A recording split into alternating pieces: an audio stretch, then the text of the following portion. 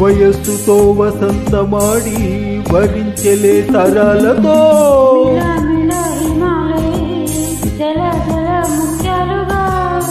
తళ తళ గళన సటిల్లత హారాలుగా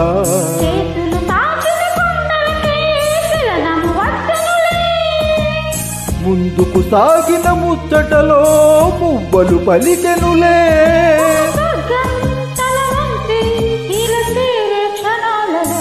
అందాలలో అహో మహోదయం నా చూపుకే శుభోదయం.